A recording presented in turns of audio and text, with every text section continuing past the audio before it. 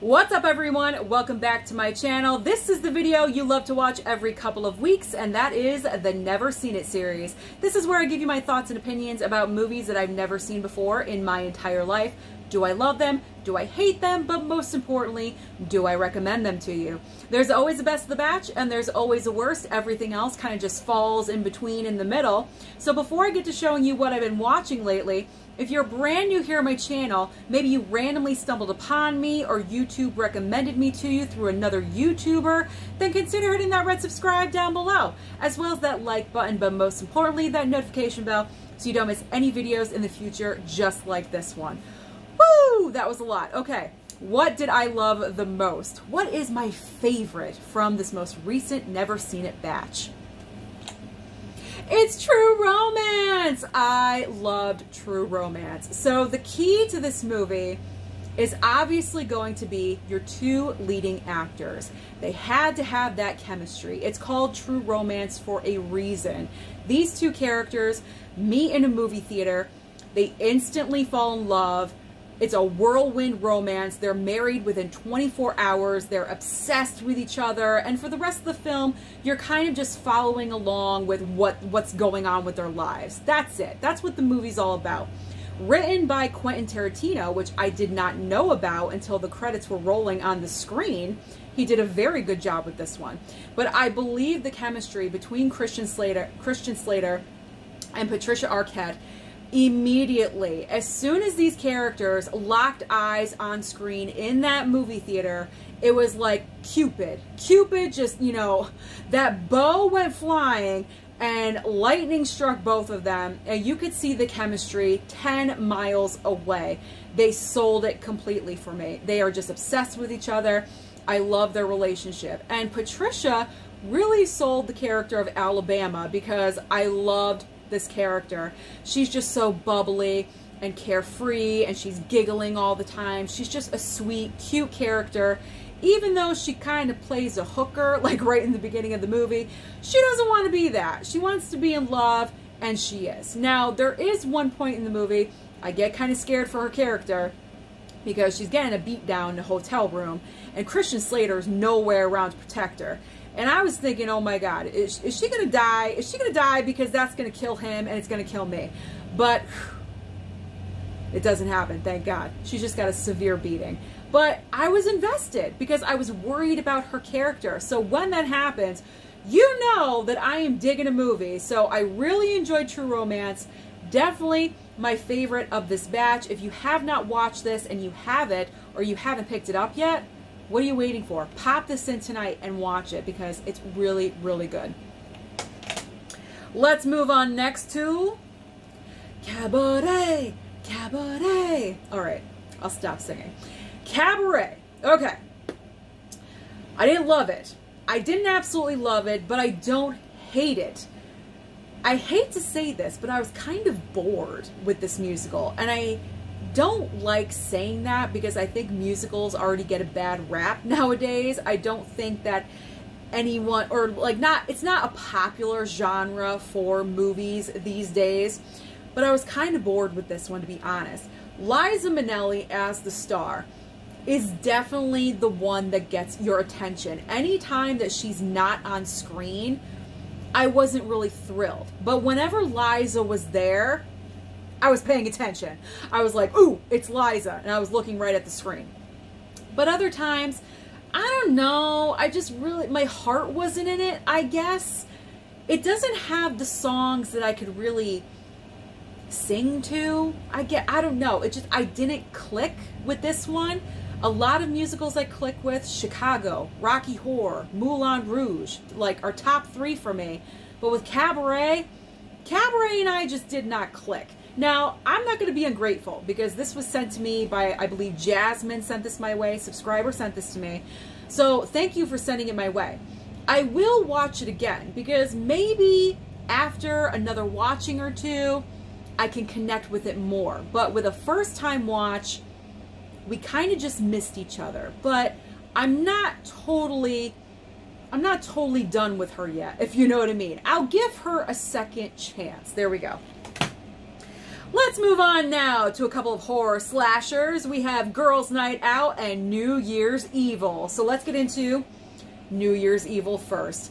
This one was fun. Any cheesy 80s slasher movie is always a great good time. So New Year's Evil, it's about this lady right here on the front. And she's like hosting this call-in show. They did this back in the 80s, I guess, like fundraisers and things like that. So it's like a New Year's Eve show where people call in and she's the host of this. And the serial killer is calling in every time he's going to kill someone, every time the time zone hits midnight. So Eastern Standard Time, Pacific, you get it. You know what I'm talking about. That's how corny it is. But, I mean, there's really no mystery as to who the killer is because they show who it is, like, pretty much right off the bat. So there's no, like, mystery. There's, like, not him wearing a mask or anything like that. So that was kind of lackluster. They could have improved on that just a little bit, but it's a cheesy slasher. I can't ask for everything, let's be honest. And it's a good alternative to watch for New Year's Eve. There we go. So New Year's Evil, I enjoyed this one, had a good time with it. And then Girls' Night Out from Arrow. So this one is, of course, on a college campus, yet again. Like, a bunch of sorority girls are being slashed away. And it's like during this, what is it, like a contest or like a trivia? Something's going on at nighttime where everyone's out and they're trying to figure out the clues. And I don't know, it's kind of a corny concept, but the killer is choosing the victims based on like cheating or being unfaithful. I don't know. It's kind of a corny concept, but I mean, I guess they sell it. But what really makes the movie stand out is like the ending. And I'm not going to like ruin the ending, but they end it shocking and then they kind of just end it abruptly and that's it. Which is kind of what Arrow does, I guess. Arrow horror films kind of, that's like their thing of what they do. It's like, okay, that's the ending and then it goes to black and that's it. There's like no answers to any questions at all whatsoever, but it was a decent watch. I enjoyed this one too. Trust me, I've watched much worse. Do I recommend this?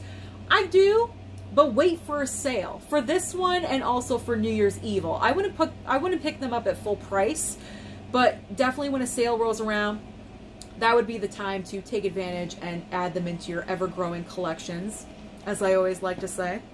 Next up is Steve Martin in The Jerk. I didn't know what to expect with this one. I know this is a comedy favorite for a lot of people out there. And because I had never seen it before, I obviously had no expectations of this. So I popped it in. I'm like, okay, let's watch The Jerk. It's funny. I found it funny. There's parts in there where I'm like laughing hysterically. But I don't know. It's not like your usual comedy. It's very offbeat. Not kind of. It's very offbeat. Extremely weird. But Steve Martin obviously sells this. If anyone else was in the lead role, I'm not sure it would have worked. But because it was Steve Martin, it clicked and it worked. So I enjoyed The Jerk for what it was. A jerky movie, I guess you would say. I don't know. I enjoyed it for what it was. Steve Martin definitely is it for this film. Anyone else, like I said, I don't know if I would have enjoyed it as much, but because it was Steve Martin, I enjoyed. So I will rewatch it, so that's positive. I'm not going to give it up, give it away. Easter Parade. I enjoyed this one immensely. This is Judy Garland and Fred Astaire, the first and only time they ever shared the screen with each other. And I find that extremely hard to believe, but it is the truth. These two just show you what a movie star was back in the day. They are singing and acting and dancing their butts off in this film. They are both triple threats in this movie. They're absolutely fantastic. Judy Garland is so cute and so charming in this film. You instantly just fall in love with her. And I just love this pairing. It's really a shame that they never work together again in the future, but I now have a brand new movie to watch on Easter. Besides The Godfather, because for some reason in my family, Easter Sunday, we're watching The Godfather. I don't know why.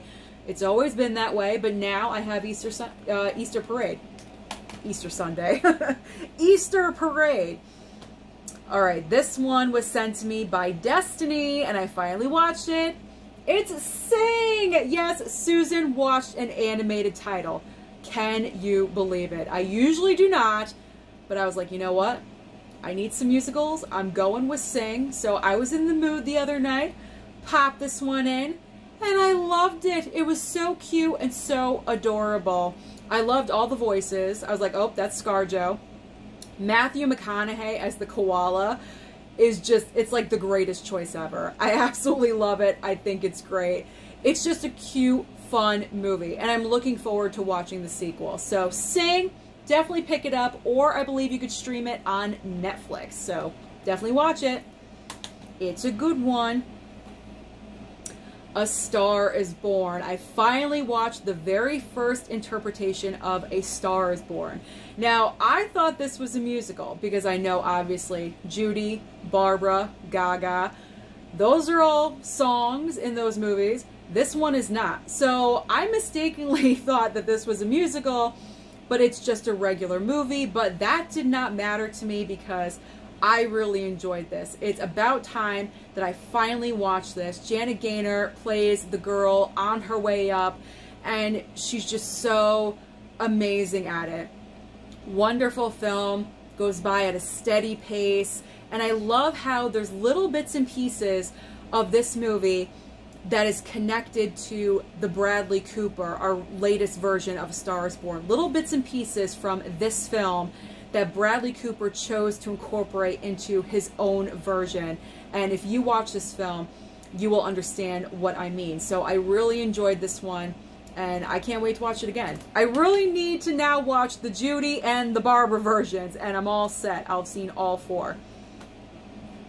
Fantastic Mr. Fox. I honestly didn't know what to expect with this at all whatsoever. A subscriber sent this my way. It was next in line on my bookshelf back there. I've never seen it. I was like, okay, tonight I'm watching Fantastic Mr. Fox. We'll see what this one's all about. I really enjoyed it. I did not know how I was going to feel about this one. I kind of thought I wasn't going to enjoy it, but I'm pleasantly surprised that I enjoyed it a lot more than I thought I was going to. George Clooney, kind of a weird choice as the voice of Mr. Fox, I gotta be honest. I enjoyed Meryl Streep. I thought she was a good one. George Clooney, I could have taken, or, you know, take or leave him. I don't know if he was the right choice for that voice, but whatever, it is what it is. But the son, who I believe is Jason Schwartzman's voice, made me laugh immensely. That was the character, the son, the fox son, who I'm talking about. Jason Schwartzman's voice character, there we go, made me laugh so hard because it was just so hysterical. The spitting and just everything that he was doing, I laughed. Everything he was doing, I was laughing. So this was a great surprise for me. It goes by pretty quickly as well. I believe it's under 90 minutes. So if you come across this, and I believe this is also a Criterion. So if you want to pick this up for November for Criterion sale, I would recommend this movie. It was a good watch. We got 2 left. Ooh, what's gonna be on the bottom? Everyone wants to know what's gonna be at the bottom of Susan's list. Not Gentlemen Prefer Blondes, because I enjoyed this one. Another Marilyn Monroe title. But not only Marilyn, I have a brand new love, and that is Jane Russell, because there's 2 stars of this movie, not just one. Anytime anyone talks about Gentlemen Prefers Blondes, you instantly think of Marilyn Monroe, but also Jane Russell right here is in this movie as well, and she is fantastic. I identified with her and her character because she is so sassy and sarcastic, and I said, you know what? That's exactly like me. I like her. It intrigued me where I want to know more, and I want to see more of Jane Russell's work in the future, because I want to know is that the way she just portrayed that particular character, or is she like that all the time? So I'm just curious. My curiosity is piqued about Jane Russell. But overall, this movie is just fun. It's a bubblegum pop musical, not pop musical, but it's just a fun musical. You have a good time with it. It has the iconic Diamonds Are a Girl's Best Friend, you know, whole sequence with the pink and everything. So it's just one of those classic musicals. that you have to watch. You need to watch at least once in your lifetime. So I do recommend Gentlemen Prefer Blondes. All right, we are down to the final. The final, the last. What is at the bottom? It's a Criterion, folks. Do I plan this out? No. I do not plan to not like Criterions, but unfortunately, I did not click with Hedwig and the Angry Inch. And I know I'm probably going to get some comments about this. I'm already feeling it, but I have my justification. Okay, so I didn't really know what to expect with this. However, I had an open mind when I put it in. I'd heard things about this one. That's why I picked it up during the sale. I picked this up, I think, last year during the Criterion sale. And I just wanted to know about it because I had heard different things. Oh, it's the greatest thing. It's a great musical. Not for me. It's not the best musical for me because I found this one extremely repetitive. It's the same situation again and again. We open with Hedwig and the band. They're in a restaurant singing the opening song or whatever it is, and you get to know Hedwig and his past life and everything that he's experienced, and it's his story. It's pretty much his story told through song, okay. But the way it's repetitive, it's always done in a restaurant or at a laundromat or like these weird locations, and it's just annoying all the customers. That's okay for the first couple of songs, but after a while, it's getting boring. It's extremely repetitive, the same thing over and over again, and it's only a 90-minute musical. I was watching the clock. That's pretty bad. When I'm watching the clock in front of me and it's only a 90-minute long musical, that's not a good sign. Not a good sign. I mean, some movies we just don't click with. I personally don't click with Hedwig and the Angry Inch, unfortunately. Some of you do. Some of you probably love and adore this movie, and that is fantastic.